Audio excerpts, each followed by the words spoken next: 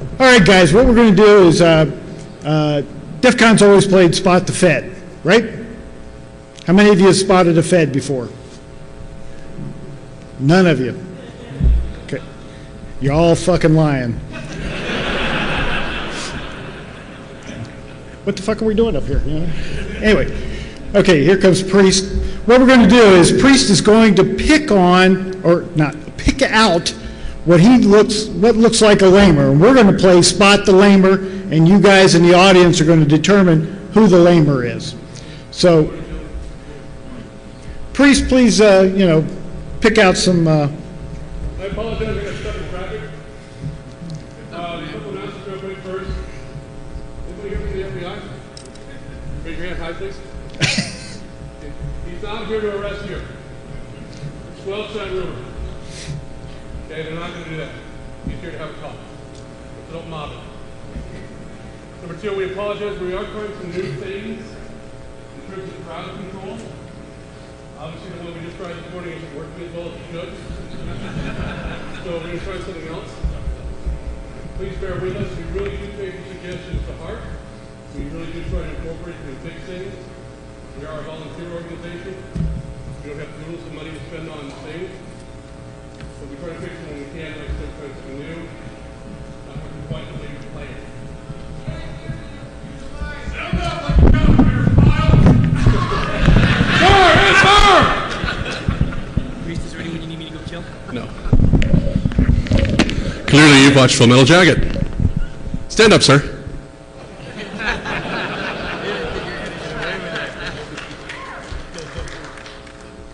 Come on down, Private Snowball. Come on down, sir. No, don't sit down. Is that you? Ted, stand up. Sit down. I didn't say Simon Says. Stand back up. Let's see how many times we can do this. Oh, there we go. Uncle Sam's misguided children. Okay, what I was saying was, we apologize. We are trying some new things in terms of crowd control. Obviously, it's not working this morning. We apologize. We do take your suggestions to heart. We do try to correct the problems that we find. Obviously, the one we have right now is not working. We are also having is anyone here from DHS? Next panel is DHS, and I can talk about them since they're not here. It's the DHS experiment. It's to find terrorists. So if the guy next to you is not sweating out in the hall, probably a terrorist. Turn him in. I know that you're not sweating, Jim. Like Jim explained, we're going to do the Spot the Lamer. So I'm going to walk amongst you and basically pick people out. Anybody you want. Get some females, though. I already warned them they may have their pictures taken. Oh, yeah. For instance, here, this is a more press-friendly DEF CON in here. So if you are a wanted felon, and you are working undercover, keep that in mind. Because they are walking freely and they can keep your photographs. And you will capture the flag area. There will probably be press in here coming in because it's funny. Also, still have Valley and Women. Women look like that. Did you hear anything there, vampire?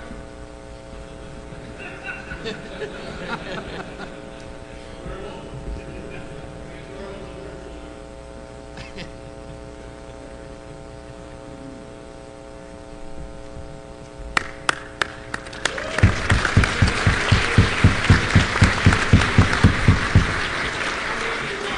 About 5 or 6.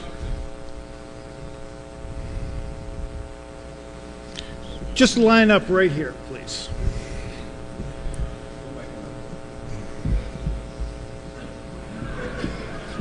Right out in front, where everybody can see you. Right behind the big guy in the red shirt.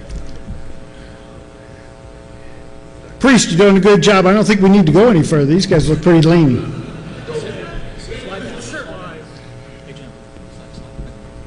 Yeah, guys. Slide down right in the middle, please. Or we'll kill you. And right in front of the FBI guy. That's just fine. Turn around and put your hands on the table, please.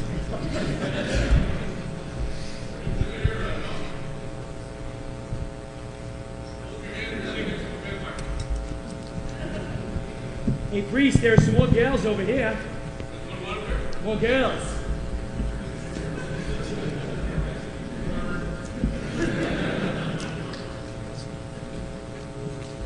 Motivate, that's the word we use, motivate. That's good, priest, thank you. You want to ask the first question? Nah? Okay, we're going to number you guys. Look at me. 1, 2, 3, 4, 5, and 6. Okay, number 1. The question is, where do you store your porn?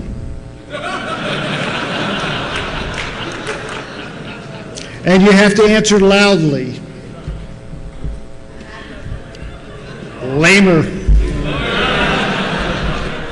John, Do you often, which one? two, do you often find yourself referring to anime characters as hot? Use the microphone, guys. Not you.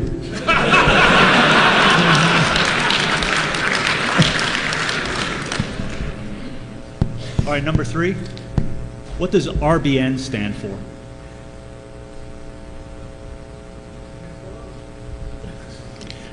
Lamer. I'm not telling you. Go ahead. Trent. Number 4, have you ever had a lightsaber fight in public?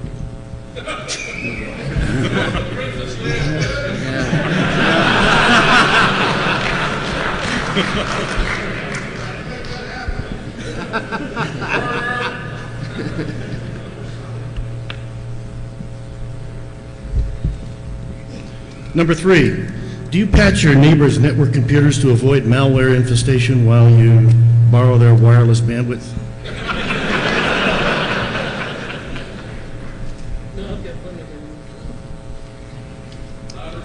The answer was That's not what she said.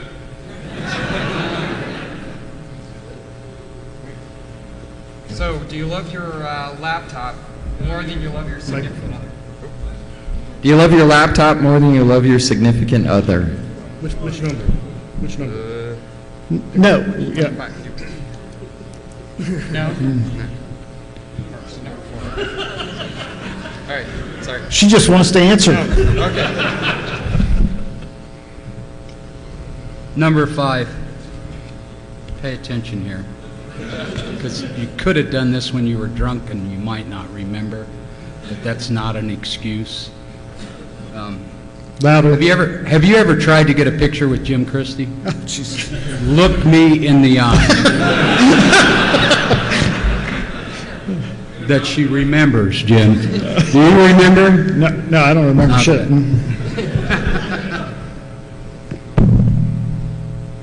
Number 6. Okay, this is a hard one. How many episodes of Star Trek did Will Wheaton kiss a girl? Me either. Okay, we're going to vote. Who thinks number 1 is the lamer? Cheer, clap. Nobody. Okay. Number 2. Poor bastard didn't even do this. Number 3.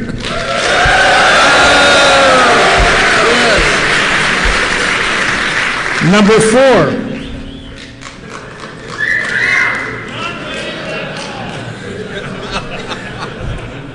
Number 5.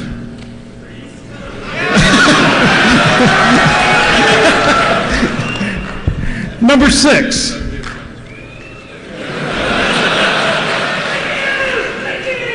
Okay, number 1, number 4, and number 5, and 6 can sit down. Okay, we've narrowed it down. All right, another round of questions. Now it's 1 and 2, okay? 1, do you have a 3.5-inch floppy?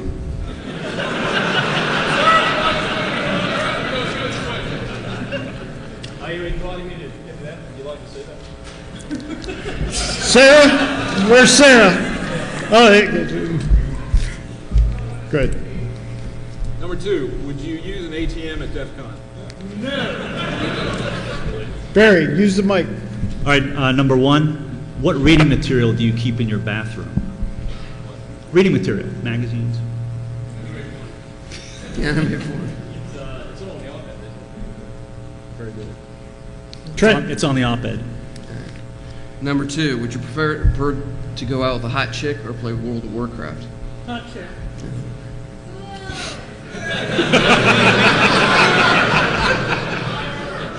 My Tom. sister plays Warcraft. Okay, okay.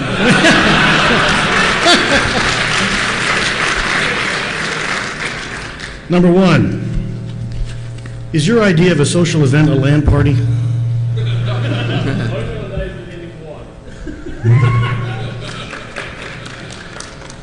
All right. Number 2, name at least 5 Intel x86 machine instructions. That's enough. Next one. I actually know how to program this stuff.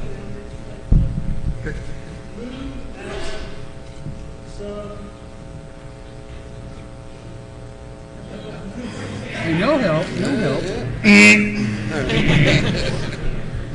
Hop. Number 1, have you ever purchased virtual gold or virtual weapons with real money?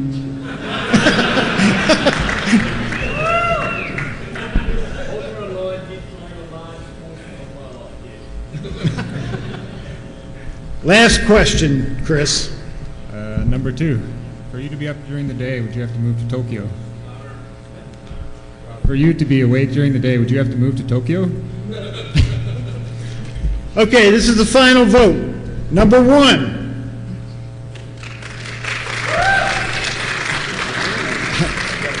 I'm not sure I have to ask any more flippant questions. Number 2. Okay, number 1, you can have a seat. Number 2, if you would come up here, please. Would like to present you with the coveted Spot the Lamer t-shirt. Says, Feds burn another one at DEF CON 18. I also have a coin for you, if you would walk down. All the Feds have swag for you. Coveted 50-year deck of playing cards, NASA. Badge. Challenge coin patch. This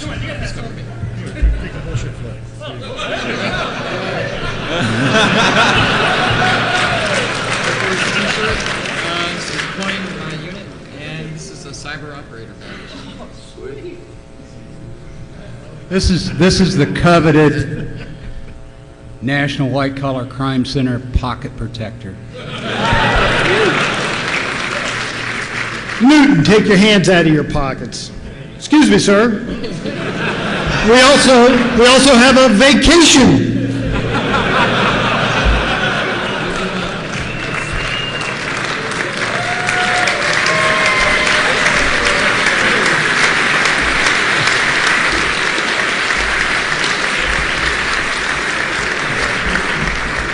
All right, anybody else want to play some more contests? Okay, this year we've been allotted 2 tracks. So the first track is to deal with criminal cases and forensics and that kind of stuff. So we got mostly law enforcement guys up here. At 1 o'clock we have another panel to talk about cyber strategies and policies. So if you'd come back at 1 o'clock for that. Thanks, Priest. Sure, please. So the runners up, thank you for participating. Please come see me afterwards. We have something for you as well. Not an arrest, but Thanks, Priest. We have armed all our panelists with our coveted bullshit flags. So if we think your question is bullshit, we're going to let you know. If we think the answers are bullshit, we're also going to wave our flag. So, cheering is allowed. Now we're going to just do a quick introduction, and then we're going to open it up to questions, and we've got a microphone down here in the center aisle. This aisle. Okay, I'm Jim Christie from the Department of Defense Cyber Crime Center. Was a special agent with Air Force Office Special Investigation for about 24 years. Been a computer crime investigator the whole time. John. Tom, in the interest of keeping this brief, I'm going to set the stage. I'm John Garris. I run the NASA Computer Crimes Division. We catch hackers. Over to you. Very good. My name is Barry Grundy. I'm a Assistant Special Agent in charge of the Treasury Department's Treasury Inspector General for Tax Administration. In brief, because I know that's not familiar to a lot of people, we oversee tax threats to tax administration internally and externally for the IRS. My name is Trent Tyma. I'm with the FBI. I run the National Cyber Investigative Joint Task Force, and I want to thank you for the job security.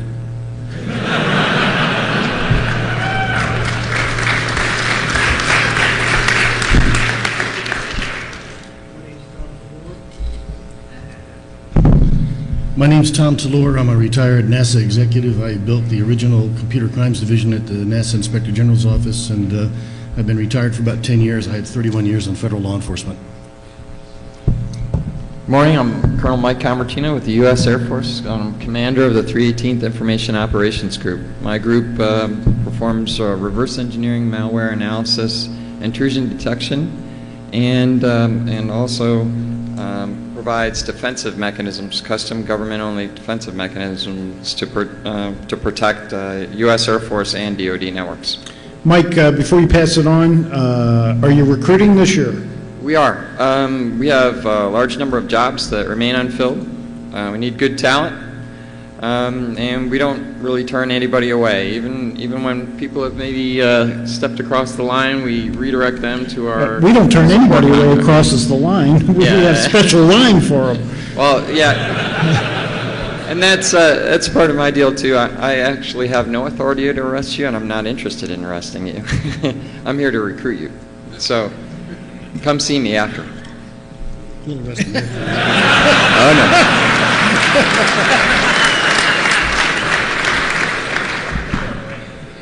I'm Bob Hopper with the National White Collar Crime Center. We teach state and local law enforcement computer forensics. And as a side note, I've been coming here 4 years, so I usually fly in on Monday, and we do this and fly out on Saturday or Sunday. I'm 32 years old. This is what this will do to you.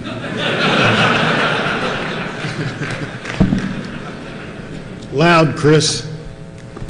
Hi, I'm Chris Mitchell. I'm a civilian member with the Royal Canadian Mounted Police. I help develop forensic software for our tech crime program. Okay. We need questions. This is all for you guys. So line up. Let's have some questions. Come on, come on. I've got another highly coveted STS Endeavor Mission Medal for someone who asked a good question. To be determined later, of course. Yes, sir. Hi. I just heard recently that the mastermind behind the Mariposa botnet was just taken down. Do you guys have any information on that? Yeah, the Slovenian police arrested them Tuesday. The Spanish police arrested a few other people, I think, early this summer, along with stuff that we did domestically. Yeah, that just happened. Nobody's behind you. You got a second question? Go. Line up, guys, if you got questions. Do you folks communicate with each other on problems, issues? How the hell do you think they got here? No, I mean at work. In other words, are there interagency connections between you guys for everything, or is it just certain items? No, we don't talk to each other at all. I've never met these people in my life. Yes, we do. There are a lot of working groups and task forces that work on various cybercrime issues in particular. The IGs, the Treasury Inspector General and for Tax Administration, and the NASA IG, the smaller computer crimes unit actually do rely on each other, on the FBI and some of the larger agencies very much for intelligence and support in the field. So yes, there's a lot of So does this carry to local areas? In other words, like sheriff's departments and police, city police forces and so on? Actually, yes, it does. And it's U.S.-wide then? Okay. Yes. Thank It's you. actually international, not just U.S. Yes. Do you notice the Royal Canadian Mounted Police, they come from Canada.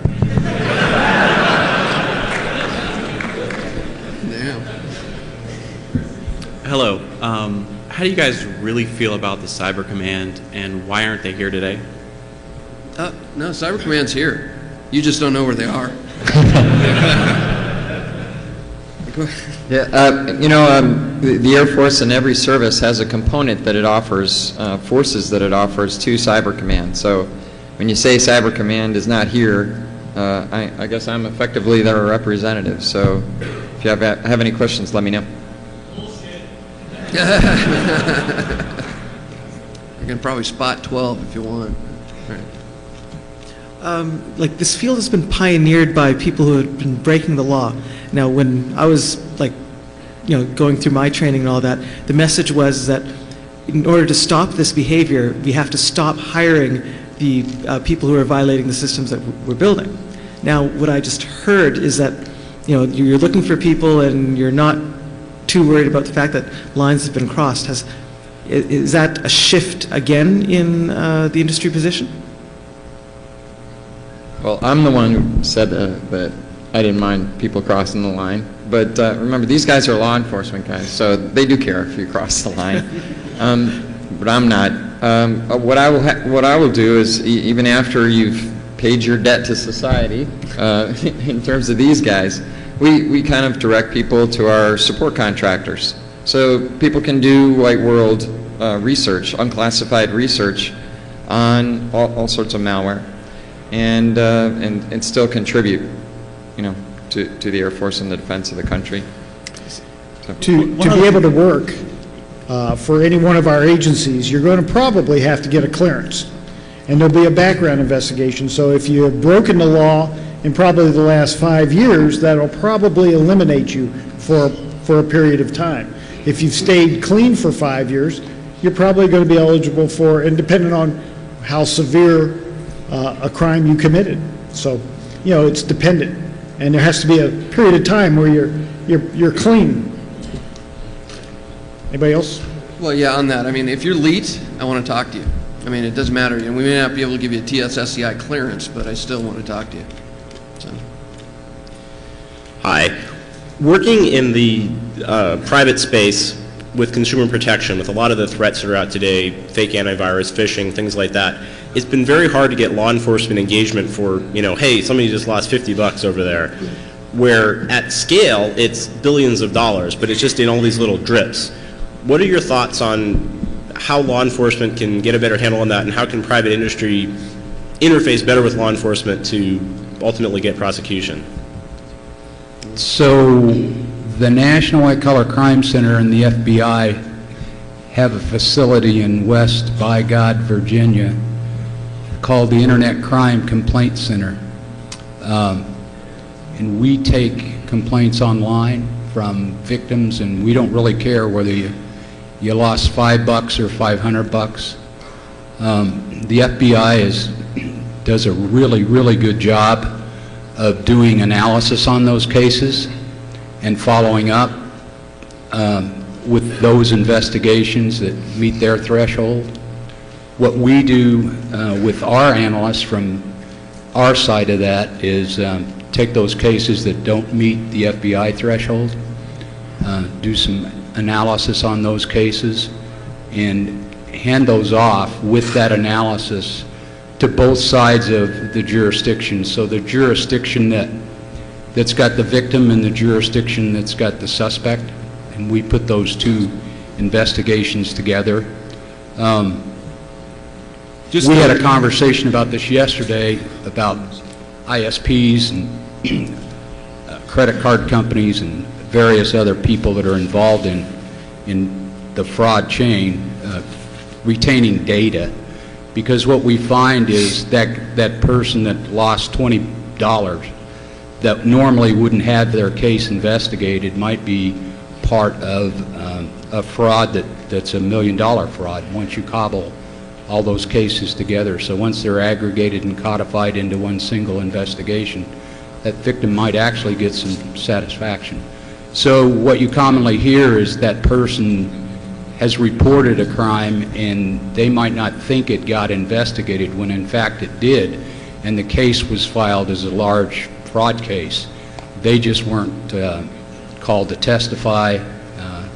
So they actually might not know that the case actually got investigated. Yeah, to piggyback on what Hop was saying, we benefited from the Triple C's work, Internet Crime Complaint Center, on a Nigerian case where NASA was victimized, but it wasn't quite at the level that was enticing to many U.S. attorneys' offices, particularly in the larger jurisdictions like Washington, D.C., New York. We go there, we found out that our guy was directly associated with over $750,000 of lost complaints, and we know that's just a fraction of the damage that he's done. That tipped the scale and got people interested, and we ended up arresting him. And he spent 1.5 years in Nigerian prison. I think that's a pretty good outcome. So the complaint center, the number of complaints has just grown phenomenally over the last 3 or 4 years. I think last year we were bumping 1 million complaints a year. We also put in we wrote a program that it's called ISIS that helps state and local law enforcement with the analysis and cobbling together of those cases. It gives them the ability to communicate back and forth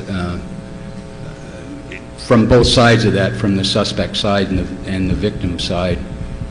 And it actually works pretty well. And that was an excellent question.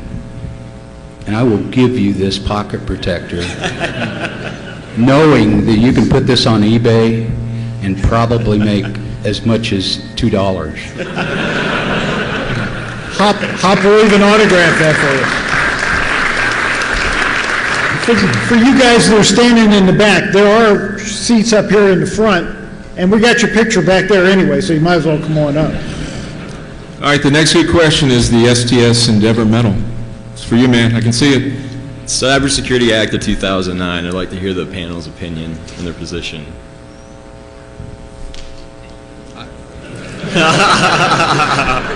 Could you repeat the question?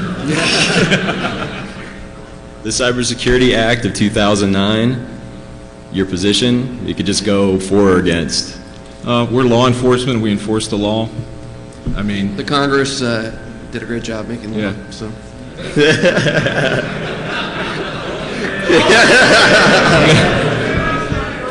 Hey, we got to have jobs when we go home, you know?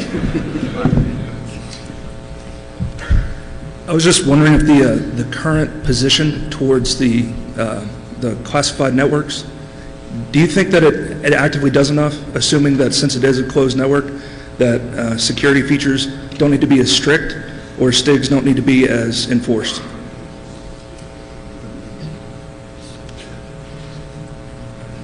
I'm not sure I grasp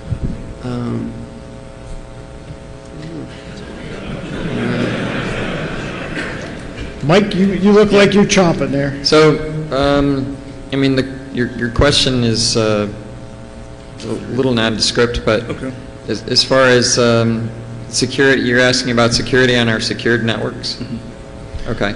Or classified networks? Well, we're not going to really talk about that too much. Number one. Fair enough. But, you know, I mean, certainly the posture on secured networks is at or above what you might expect to see on our unclassified networks, just because of their criticality, the value of the information, and the fact that, frankly, some of the information on those networks could get people killed if it was revealed. So it's really important, you know, that we make sure those systems are protected as best we can. I mean, that's a pretty, you know, generic answer, but, you know, it's kind of obvious from that.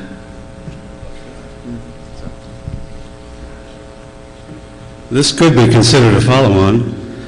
What's the latest excuse for the leakage of 96,000 classified documents from the secured network?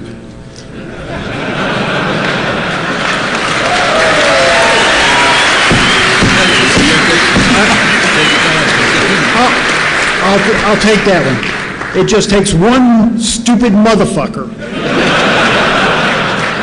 That's a human problem. One lying motherfucker with no integrity. That's all it takes. That answer it? Well said. Bullshit.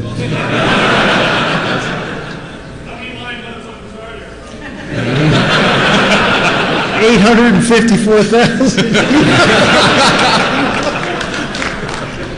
Now you know why we have a lot of feds.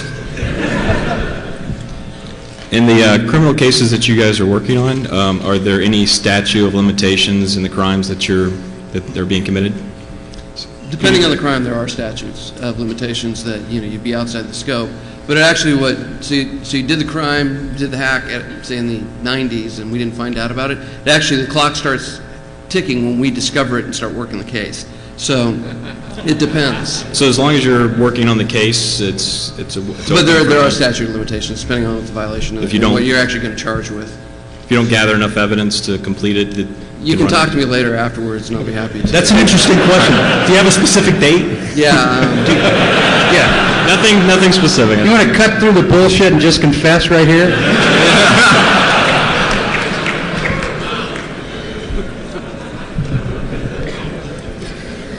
You guys talked about working groups between agencies and sharing information. What about what opportunities are there with private sector and working with law enforcement, as private sector are exposed to the same threats oftentimes, and they might have visibility that could benefit law enforcement, and then law enforcement could also provide information to the private sector to help protect their networks. There seems to be a little bit of a information gap in some of the sharing that goes on between those two. There is, but we're working on it. So what we do every day is work with state and local law enforcement, and in some cases federal law enforcement. Part of our job, we have the ability to kind of wear the government hat and the private sector hat because we're a nonprofit. So we work real closely with people like Cisco and Symantec and Mantech and McAfee and on and on and on. And we do just exactly what you're asking about. We bring those experts from those entities to the table with law enforcement experts and identify from both sides the gaps as best we can. Do you also work with private companies other than the commercial security? We do, yes, we do. I think all the panelists up here, we actually have tight relationship with private companies, not just infrastructures, not the big companies, stuff like that, because that's the only way you find out what's going on out on the net is actually building those relationships and speed of trust. It's commonly done. Yeah. In the Department of Defense, we have a pilot program where we're actually sharing with a critical infrastructure, the cleared contractors, the defense industrial base, classified threat information to protect their network. So we are sharing classified information in this particular pilot program. Is there an opportunity for private industry to become classified, or non-contractors to be able to obtain that threat information under some sort of vetted community? That's a policy question you should hold for DHS in the second panel. That'd be perfect. I'll just shift gears a little bit. On the Internet Gaming Enforcement Act, there's a lot of the servers that are affected by that are overseas, and I was curious about your approach to enforcement on overseas gaming resources. And second, the follow-up to that, are you going to come after my PokerStars bankroll? Yeah, as we'll a part seize of that. Yeah, we're going to seize that. Now, are you talking like online gaming? Yeah, the Online Gaming Act that is in Congress. Right. The one thing with online gaming is obviously it's a challenged one to enforce, and two, because where the servers are, around the world, or protection. So that actually there has been some looking at it. The department's looked at it, but it is a challenge. I mean, that's a hard one to enforce. Is it just a jurisdiction challenge, or is it a challenge that they're sovereign countries? Well, I think it's more jurisdiction and sovereign countries, because that creates the problem where your servers are overseas. Great, thank you. Yeah. Do you guys know who the video professor is? The free trials. I only recently discovered that if you get the free trial, because my grandparents asked me about this, and after 10 days after you get the CD, if you don't send it back, they're going to charge your credit card $200, and that's obviously a scam. But the small print is on the website, So what do you guys, if anything, can you do about shady, gray area, stuff like that?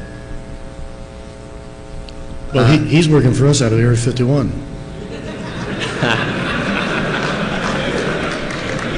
Actually, in that gray area, the FTC, Federal Trade Commission, has some authorities and powers to address. That's where I would suggest you direct the complaint. In those gray areas where there's no clear violation of law. And actually with your state attorney general's office? Seriously, with that, bring it up, because the state might have problems with that more than the federal government. Right. Right. Thanks. This one's for my northern brother on the end here. You said you were a developer? Yes. Okay. And no offense to you, I was just wondering why didn't the RCMP or CISA send an investigator? Why did they send a developer? They're standing in line behind you. Pardon me? They're standing in line behind you. Oh, no. Well, part of the reason I'm here is actually to attend some of the conferences and learn a lot. So I guess they thought maybe I would be able to take away a significant portion from that, I hope. So you got the short straw? Hopefully. That's cool. From a law enforcement standpoint, it's come out in several reports that the majority of the hosting services that have spam and other malicious activities taking place actually exist in the United States. Much of these activities are somewhat illegal and detrimental to our overall security and well-being. What, if anything, is law enforcement able to do or doing to assist in shutting down many of these hosting services that have these spam and other malicious activities taking place? Well, actually, we've realized some success working with the FBI, Secret Service. How many people have heard of Macolo? Macolo actually was taken offline by their upstream providers because there was just a storm of complaints for such a period of time. Ultimately, we got a search warrant which totally brought down their systems. A review of the data revealed the fact that they were opening up other bulletproof hosts. I mentioned the FTC. As you might imagine, a lot of the criminal element that's using these rogue ISPs, they're operating them are overseas, and we may not have a multilateral assistance treaty or any type of treaty for extradition. So in that particular instance, on 3FN, PriceWort, the other bulletproof host, quote unquote, we partnered with the FTC, and they have authorities for seizure. When it's clear, we provided evidence along with other IT security researchers, University of Alabama, Spam House, etc. A lot of people, the community really worked in this instance. They provided enough evidence for the FTC to go under their authorities of forfeiture, apply for that, and the judge ruled in the favor, so basically shut their entire ISP down. And they also have a $1 million fine on top of that. So in this particular instance, we extracted some pain from the people providing the rest of us pain. It's not the perfect solution, particularly for the law enforcement folks. We want to see people in cuffs, but it's better than nothing. Okay, and going to an earlier comment you made about the Mariposa botnet takedown. It sounded like you said it was a legal thing, but was it not actually led by a commercial entity to actually take down the botnet itself and then followed up by other legal action? And now applying that standard to other botnets around the world, are we going to have to look at commercial entities going after these things rather than actual law enforcement rendering some type of service to take these botnets down? I think to answer your question, it's more that, yeah, we're going to have to work. It's a bigger problem. It's not just the law enforcement or feds and raid jackets coming out. It's going to be a community working together to bring down these things. Let me just quickly follow up on that. I'm aware of 3 cases just in California where there might be some people in this room that helped out on them, but I would expect there probably is. But it was a true partnership between people in the industry, basically collecting the evidence and handing it off to the right people, and it was the FBI and FTC, and in one case they chased a bad guy through 3 ISPs, finally completely got him shut down. But a lot of the bulk of that work was done by people in the industry. So the great partnership. Law enforcement certainly at the state and local level, don't have the capacity to impact that kind of problem. I mean, that's truly just, if the FBI and U.S. Secret Service, some other federal agencies weren't there, it wouldn't get impacted at all. Given that there's been a modicum of success in prosecuting cyber criminals, the big ones, and that the cybercrime is not taken as seriously, not as sensational as, say, a bank robbery in person, and that the district attorneys are forced to use archaic laws in establishing jurisdiction and account access, do you see a point in time where the cyber laws, both in this country and internationally, catch up with the cyber crime as it happens? I certainly hope so. So it may be coming from another direction. So that the Department of Justice just 3 weeks ago announced the formation of a number of intellectual property task forces around the country. So some of that's driven by cyber and some of it's not. But that product that has a nexus to cyber is probably going to get impacted by those task forces. I see hope on the horizon just because it's on the president's agenda, in the top 5 probably. To address your question a little bit differently, I spent a lot of time in the 90s and earlier working to develop all the cyber laws we have now with the Department of Justice, and a lot of people like me did. In the United States, we have very robust laws. Ironically, some of the civil liberties built into our cyber laws are stronger than those that are built into our corporeal space laws that existed before cyberspace. The issue for all of us that work in this field and worked in this field is these cases are international in nature, and we're slammed 18 hours a day working them. The operational tempo is very large. And so when you work with nations overseas that either don't have these laws, don't care, or have ethics issues with their good governance issues, you combine all those issues, since these cases are international in nature, it becomes more difficult. It just doesn't become a U.S. legal issue to resolve them. You have to work through these international issues. You've got to keep in mind, overt acts taken on the part of anybody, not just a nation state, can constitute an act of war in cyberspace. So we're good. We're in good shape in the U.S., but in other countries it's not quite that way. Okay, thank you. Well, I'm going to follow up on that. Dirty little secret is that the #1 cybercrime in the world has nothing to do with intrusions. It's child pornography.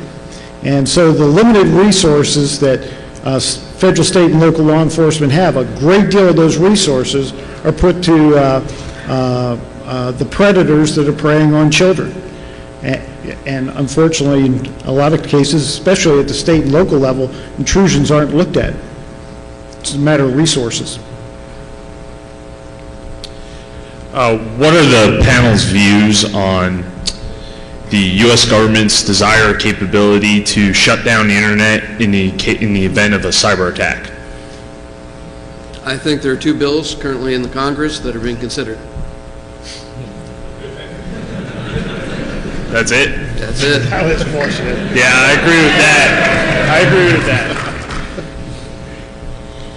Question I've got is, who's the lead federal agency for a large-scale cyber attack? Who would take command and control during a large-scale cyber attack, such as something against critical infrastructure, more than one area? So, just example, healthcare, transportation, et cetera, et cetera. Probably the FBI. So, it depends on how it comes in. I mean, if you have, like, when I was at NASA, we had 24-hour-a-day surveillance of our networks, and sometimes we were the major victim. If we were the major victim, we would have the lead in the matter because we had the corporate knowledge, we had the infrastructure and the resources in the area. But as we're watching attacks come across the line, often we'd see the Department of Agriculture, or the Department of Commerce, or IBM as a victim. We don't have jurisdiction to investigate incidents in those departments. We either have to refer to the matter to those departments if they have cyber investigative resources or not. The FBI has jurisdiction across the government, and they could go in and handle an issue, for example, in one of these other departments that we don't have jurisdiction in. So in a situation like a Titan Rain, redo, in other words, attack against, let's say, defense, or another agency that is outside of the networks, controlled by Department of Justice. What you're talking about is a team sport, and that's why everybody's up here. The FBI leads the National Cyber Investigative Task Force for that reason. Everybody here just about is at that table plus, and it's a team sport, divide and conquer. Everybody's a sensor today, so when you're attacked, you got to gather the information from all the different sensors and analyze it, and it's definitely a team sport today. The people in the individual agencies that are law enforcement officers, like I was at NASA or when I was with the NCIS or the Defense Criminal Investigative Service, we're supposed to have vast vertical knowledge of what's going on in that department, because that's something the FBI just can't have. They got too many things to do, going laterally across the U.S. nation's law enforcement effort. So when you combine these vertical and lateral approaches, you hopefully get the type of team support you need to get things done. And that's what we try to do. This question is for the two NASA gentlemen on the panel. I've worked on a lot of DoD networks, and I know that it's really difficult in the NASA organization based on the leadership style of NASA, different from the other DoD networks. And I was wondering if you could speak to maybe two different items. One is on an enterprise level, how do you protect the individual machines? Because we know that the border is as safe as it can be, but most of the users are inviting the bad guys in. And so how do you detect the individual machines on the downside end, and what kind of tools are you going to put in? And what do you think the next best thing coming out of NIST will be to help with that?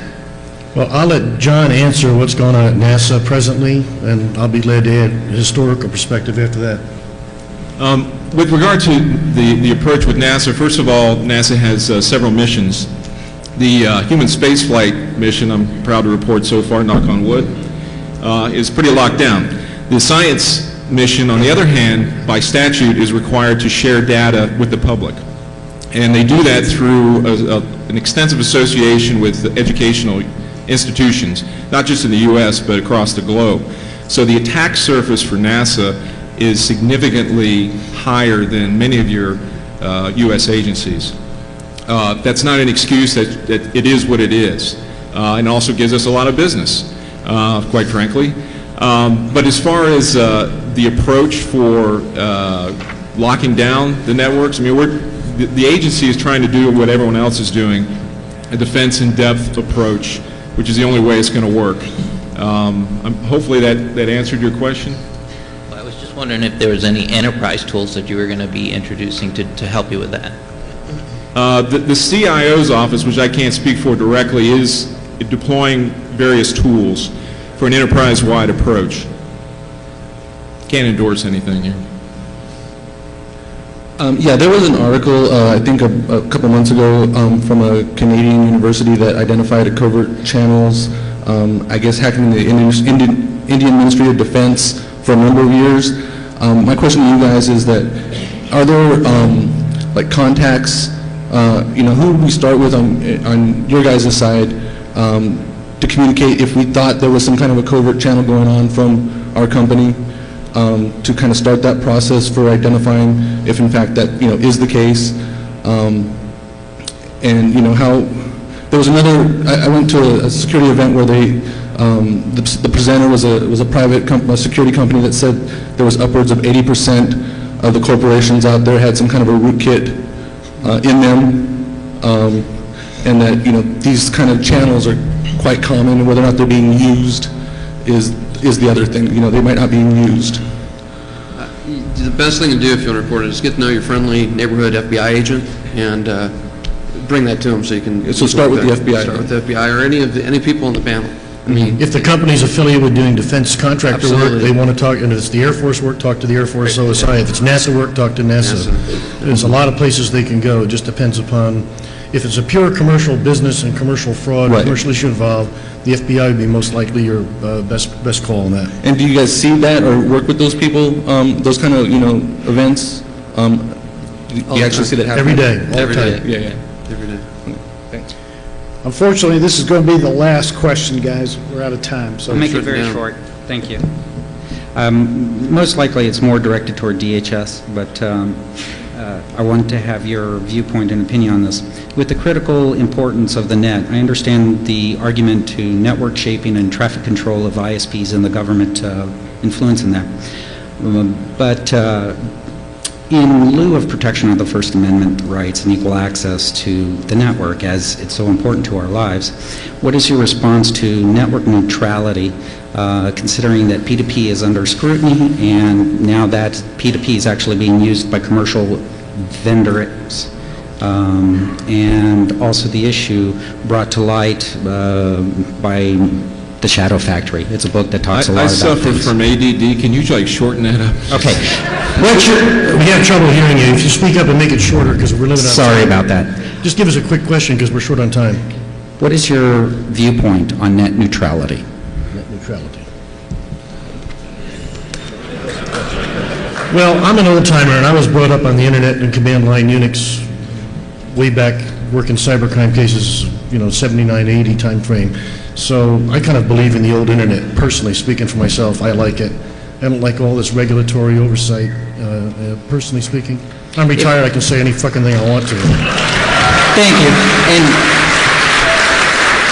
I mean, the real problem you have in this country is, it's very interesting, we live in a constitutional republic, but we have vast laws that criminalize just about everything. And so you've got this conflict between openness versus security in democracy, and it's a difficult issue. Thank you. I want to encourage everyone up there, because I understand your difficult jobs, but to press forward with net neutrality, because honestly, that's the way we're going to make U.S. stay the U.S. Okay, guys, thanks a lot. Don't forget, we have another Meet the Fed panel on policy at 1 o'clock right here. We do have a couple of bullshit flags left. Okay, and also, we're going to take these fine folks right across the hall to room 111, so if you were online and did not get your question answered, they will be able to do it over there. And please exit to the right.